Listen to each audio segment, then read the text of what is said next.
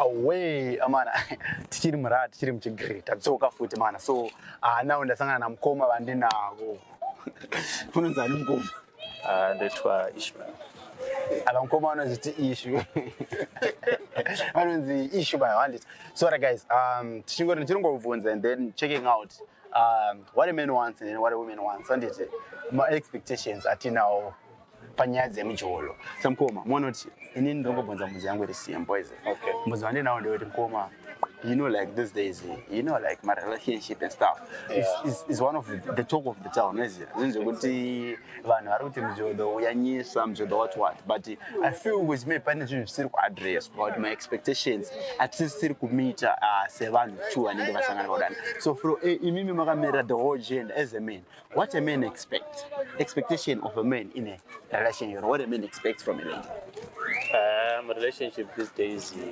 vaumana tiri kutarisirawo kuti vasikana vanga vari vanhu vari kurumidzawo kudayira mafoni edu patinofona because hey unozoona panozodayirwa foni yako malast scene zvinhu zvatiri kuexpecta kuti zvinge zvichinjawo marelationship edu and also malast scene pawhatsapp munhu anokuti good night iwewe kumapast 8 wozoona iwo kuma 11-12 wakuenda pawhatsapp uri kuona munhu wako ari online saka asi akurarisa exactly asi iwo unenge wanzi good night saka ipapo sevarume tiri kuti pakatiomera mukoma wangu 100 exactly alright so from what you are saying mukuda kuti vanhu vange vari honest mukuti mabhebhenya asi honest here kana mabhebhenya ari kudisrespect pane zvinhu tuwaza maybe kuti tingaiti honest about disrespect chii mukuwaisa pano ndikufungidzira kuti isusu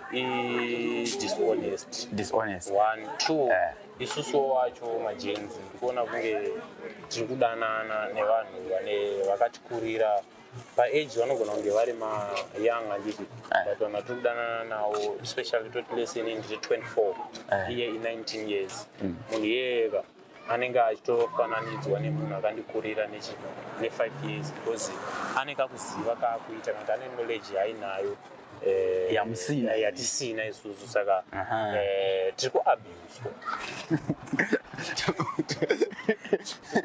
wait a second ngomangomoti imi mukaabuswa nemunhu 19 years exactly isu titori ma25 years 30 years tiri kuabuswa pauditi kwaboy child kodzero dzemwanakomana hanzi muri kumbunyikidza mwanakomana mukutyora kodzero so mukuti imi mukaabuswa in what sense in what manner kana muchiti mimi muri kuabuswa inyaya yekuti here munhu ari kuisa malate replies here munhu ari kuzopindura ake pazodira kana kuti munhu ari ku kazhinji kacho nyaya yekuti munhu ari kuzopindura paanodira iyeyo futi nyaya ndambotaura kuti unonzi good night iwewe kuma8 but ukaenda online unoona munhu aripo kuma11 ndo imwe nyaya iri kutoratidza kuti apa one dishonest iripo 2 tiri kusaizwa mabebi musasaize vanakomana hanzi mukusaiza kodzero yemwanakomana naye vana pari kuchema zisangaite kuti nzwa tsitsi itai zvirani ndozvinoita kuti tishitira pageto guys unongoziva geto rinenge rine nharo so anyways it's okay mukoma lese ndakumapiwa mukana nemanditi wekunziwo maita muri counselor handiti wegay child munovatsura sei imbovatsura I think vana kumbotsura wazvizvi achatsurika here ava mukoma avatsurike samatotsi here toita sei ndingangodangu kuti kune vachiri kuteerera vacho vachiri nani ndanichikumbirawo kuti ukaona mufesi wako especially vakomana anonamata chisiyawo dzimwe 3 years chimusiyirawo dzimwe 3 years pazvinhu zvese zvauri kuita chimbomira mujoro nechii nechii chimbomirawo kwe3 years amuroorawo anoona kutosvika kuma60 something achingochitwa asi kana une wako ari kuti onde wako kutokumbirisawo pese wako anotokuda anenge ari honest Yeah. Another question. Same muende pa conclusion here kuti well this generation yatiri akusisina vanhu vari straightforward, akusisina vanhu vari honest panyaya dzemujournalism. Akusisina vana mai vedu ndo vangari honest chete.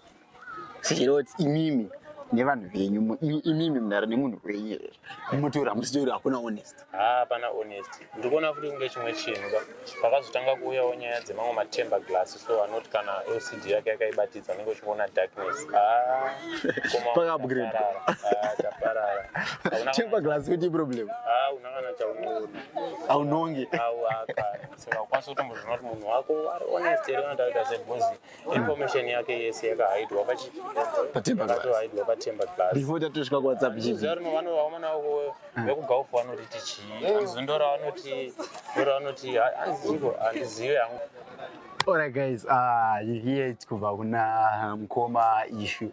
I think Mukoma issue tichavadeedza kumen's conference, isn't it? I'm inviting you. I personally am inviting you to men's conference.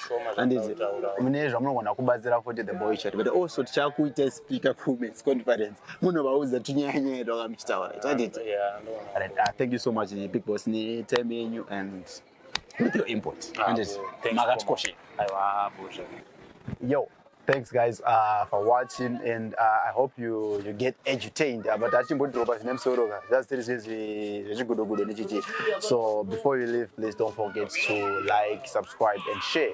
Please drop a comment. What's up?